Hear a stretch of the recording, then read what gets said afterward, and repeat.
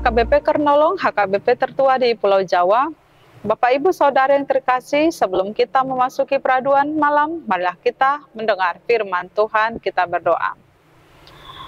Kami bersyukur Tuhan, Engkau selalu ada menyertai hidup kami hingga pada saat ini.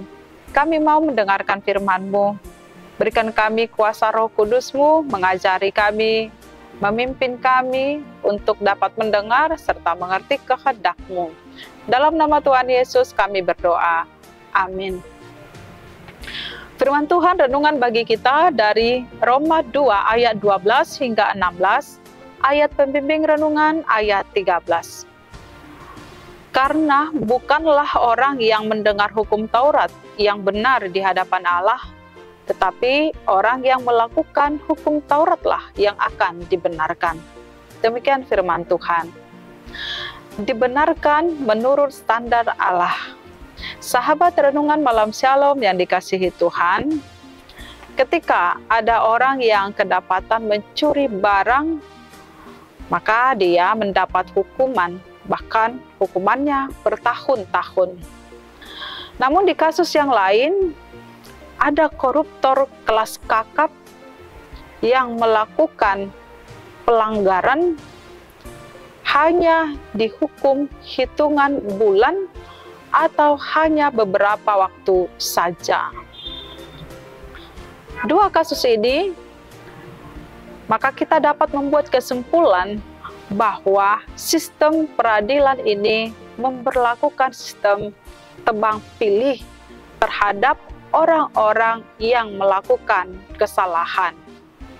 Itulah sifat manusia yang berdosa, sering sekali menghakimi orang lain dengan memandang bulu atau menegakkan hukum namun tidak secara adil.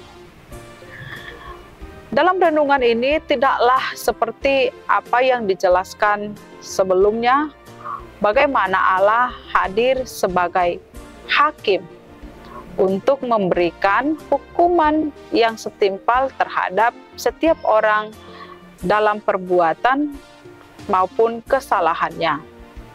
Ketika Allah menghakimi manusia berdosa, Ia tidak pernah memandang bulu, baik Yahudi maupun non-Yahudi. Tuhan hadir sebagai hakim yang adil. Allah menetapkan dua standar penghakiman yang berbeda kepada kedua kalangan ini sebagaimana dalam renungan, yaitu kepada orang-orang Yahudi dan kepada orang non-Yahudi. Hal ini disebabkan oleh karena sifat Allah adalah memperlakukan manusia seturut dengan kebenarannya. Jika kita dapat melihat pertama bagaimana Allah hadir untuk menghakimi orang-orang Yahudi, tentulah orang-orang Yahudi adalah orang yang tidak percaya kepada Yesus Kristus, namun mereka hidup di dalam hukum Taurat. Atau boleh katakan mereka memahami akan hukum-hukum itu. Namun dalam penilaiannya, mereka hanya mendengar hukum saja, tapi tidak melakukannya. Mereka mendengar hukum Taurat, tetapi mengabaikan dalam praktek kehidupannya sehari-hari. Sedangkan yang kedua, bagaimana Allah hadir untuk menghakimi orang-orang yang bukan Yahudi. Mereka yang belum percaya pun akan dihakimi berdasarkan apa yang telah diberikan Allah di dalam hati nurani mereka. Maksudnya, ketika suara hati menegur, menuduh mereka dalam perbuatan, maka itu pun yang akan membela perbuatan mereka, memberitahu apakah perbuatan mereka itu benar atau salah. Bicara soal penghakiman Allah terhadap umat manusia yang tidak percaya, tidak ada seorang pun yang dapat luput dari hukuman dan penghakiman Allah. Karena itu, kita tidak hanya sekedar sebagai orang-orang pendengar hukum Allah saja, tetapi kita pun diminta untuk menjadi pelaku hukum Allah, hidup dalam kebenaran firman Allah. Maka dari itu Bapak Ibu Saudara, jika kita sudah tahu kebenaran akan firman Tuhan, marilah kita juga mau melakukannya dalam praktek hidup kita, sehingga kita dapat dibenarkan menurut standar Allah, menurut cara Allah, bahwa hidup kita hidup seturut dengan perintah dan hukum-hukumnya.